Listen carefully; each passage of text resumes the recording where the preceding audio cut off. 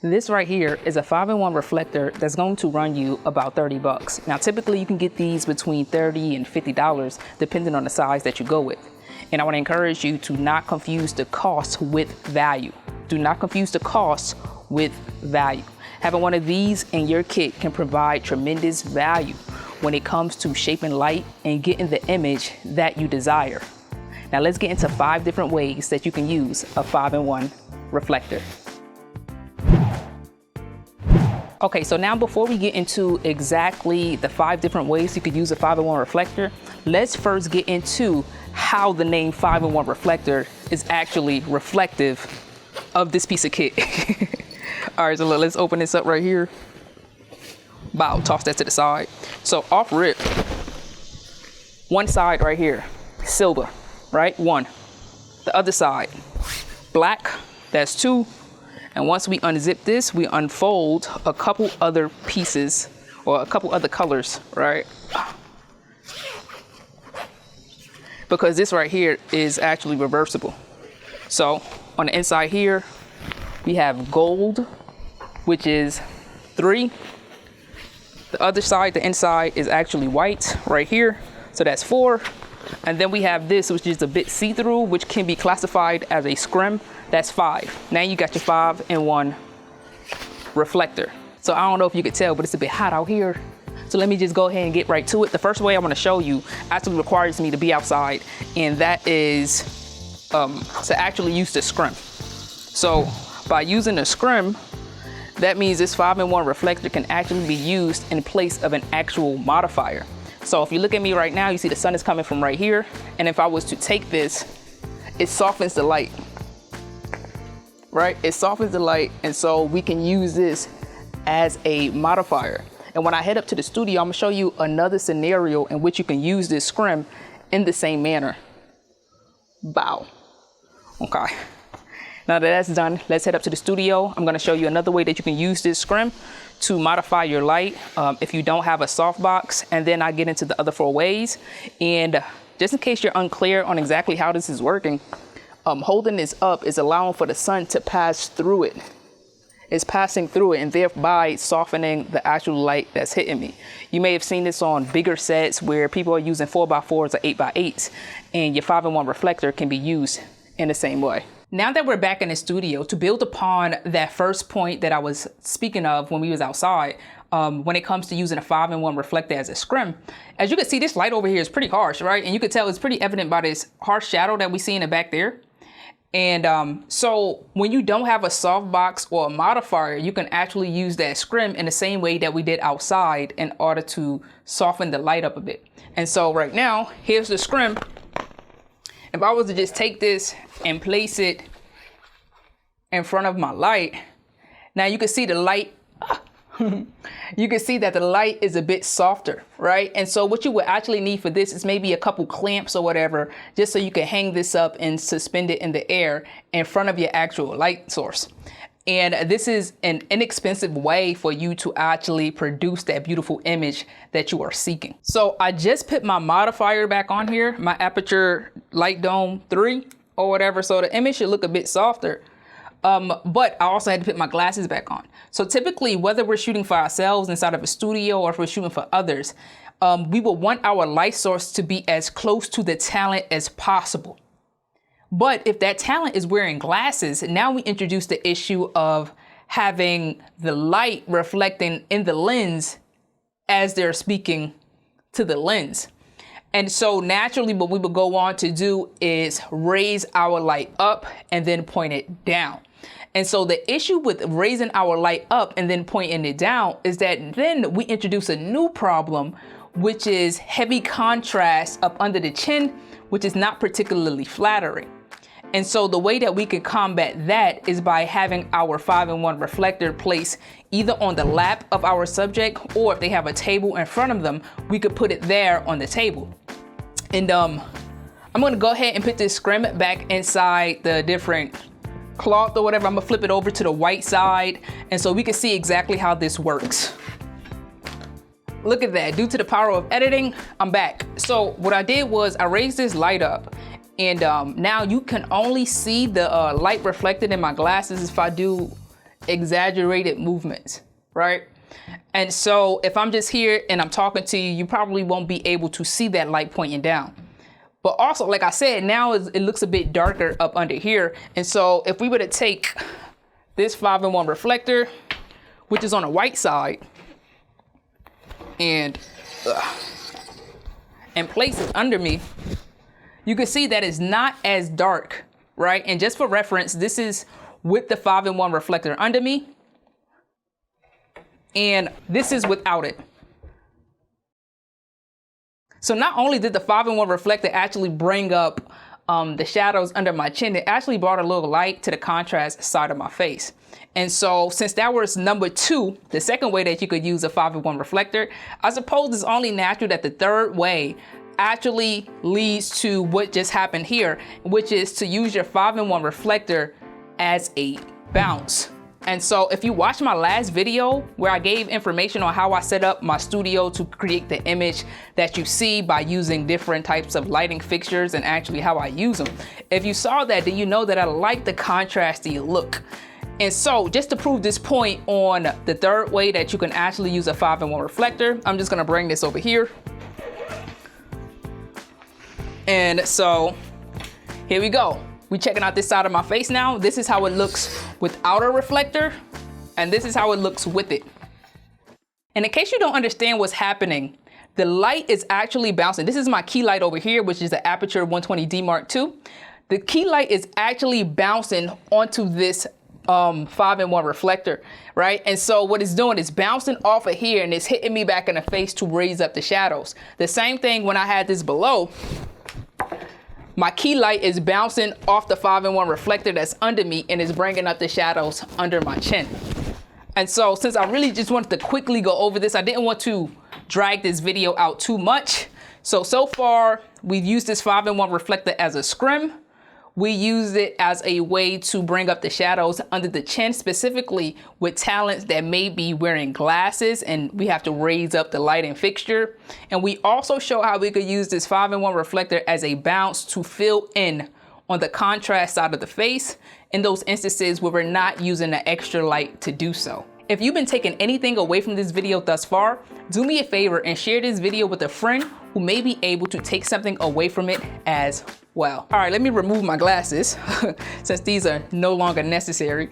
The fourth way is actually going to be the reverse of what we just saw with bouncing the light on the white side of the 5-in-1 reflector in order to bring up the shadows. What we're gonna do now is actually use the black side of the reflector in order to increase the shadows in our image. And I'm going to have to take this scrim out one more time so I can flip this over and get my black side. All right, so now I am back. I got my negative side here, as you can see. And so a way that we can use this specifically is to cut light, right? The white is going to bounce light, is going to bounce whatever color you feed into it. And this black side is actually going to absorb the light, right? So it's going to increase the contrast.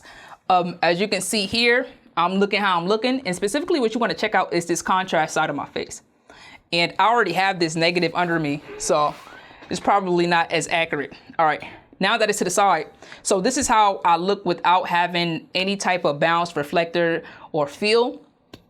This is how the contrast looks on this side of my face. Of course, my key light is coming from this side, like I've mentioned before. Now, if I was to add in the negative, so this is how we're looking without it. Now, once I add in my negative, it should get just a bit darker. It don't look too crazy. It's not too dramatic of a difference, but it is there.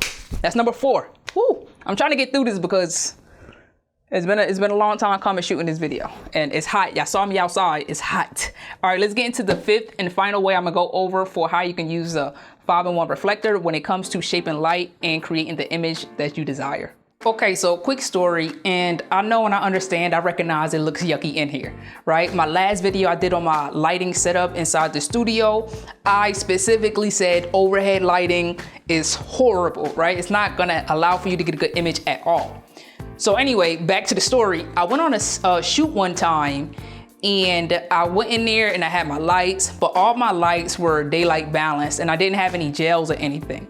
The problem with that is the overhead lighting in the space could not be controlled, and it looks a bit like this, right? Horrible, terrible. And so I had to do what I had to do. I had to figure out a way to make it work. It was very painful when it came to actually color correcting the image. Anyway, since then, what I've learned, and I wish I would have had the kit there at the time, I did have a 5-in-1 reflector, but I didn't have everything else that would have been needed in order to rig it up. And so anyway, all that to say, when it comes to using your 5-in-1 reflector, when you're in a space where you can't control the overhead lights, one of the things you can do in that instance is actually to boom your 5-in-1 reflector overhead in order to cut some of that lighting so that you can have better control of your scene. And I'm gonna look a bit weird doing this right now as if I deliver pizza or something, but you get the idea, which is to boom your 5-in-1 reflector overhead. It's similar to, like, you just want to cut the light in the space. And so if I was to hold this up like that just to cut the light from the overhead, and it'll allow for me to have better control over the other lights within the space. Let's see, if I was to turn this on, boom, and use it like that. I know it's a bit bright. Turn that down a little bit. It's a bit up. Too much. Too much the other direction. I'm just gonna leave it right there for now. And so if you were to have maybe a clamp, you would just need maybe a couple of these, so you could actually boom your 5-in-1 overhead. And that's really so you could cut the light from within the space so that you can control what's actually hitting your talent. If I was to shoot in a space like this right now, of course I would have my key light, I will boom this overhead, and then of course I would have a backlight or two back there because it looks crazy on the walls. I can see it, you can see it, but the point still remains. You can use this 5-in-1 reflector to cut the overhead lighting in the space so that you can have better control over what's happening. I'm gonna head back to the studio right quick so we can wrap this all up. All right, let's wrap this up. We are back. So before I get into the wrap up of all the different ways that we went over that you could use a 5-in-1 reflector, I kind of just want to briefly touch on when you would use the gold side of the 5-in-1 reflector. And typically you would use that if your key light is a similar color. So for instance, if you're not using a daylight balanced light for your key light and you're using something that's more tungsten, which is similar to this light right here that I have hitting this wall, that is when you use the gold side. In which instance you could decide whether you're going to use the gold or if you're going to use the white. Because like I said before, white is going to bounce back whatever color that you hit it with. If you hit it with gold, bow, it's going to bounce back gold, right? If you hit it with blue, you're going to get blue. So that's the way that you'll decide if you're going to use that gold side of the 5-in-1 reflector. Moving on from that, the 5 different ways that we spoke about that you can actually use a 5-in-1 reflector to shape the light inside of your image is first by using the actual scrim on the inside of your 5-in-1 reflector. You would use this if you do not have any other type of modifiers.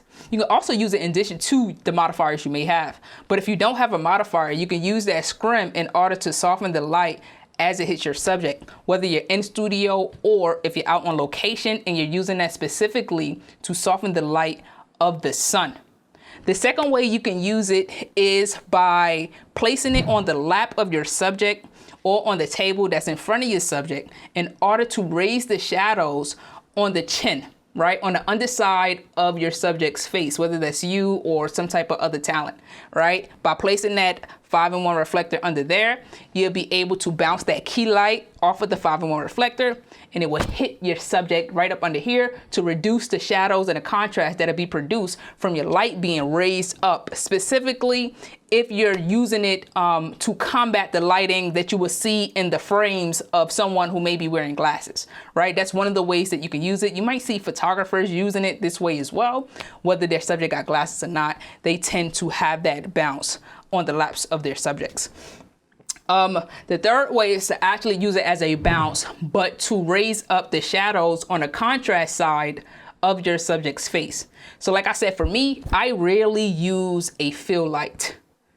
I rarely use a fill light. And what I would use instead, if I need to raise up the shadows, is a 5-in-1 reflector. And it works in the same way, in which your key light will bounce off of that 5-in-1 reflector, and then the light will then bounce onto the shadow side of your subject's face. That's all that's happening.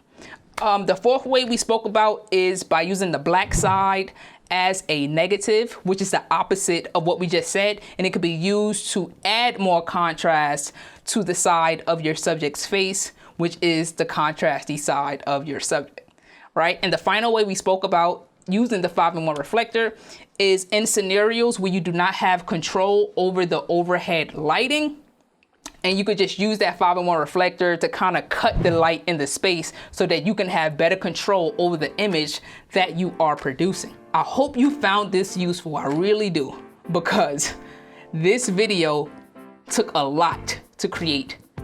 All that you just saw, it took a lot to create, even with the pre-production. In fact, I had to bring out my laptop so I could make sure I hit all my points in a way that will be able to convey the message to you, and so that you can understand exactly what was happening.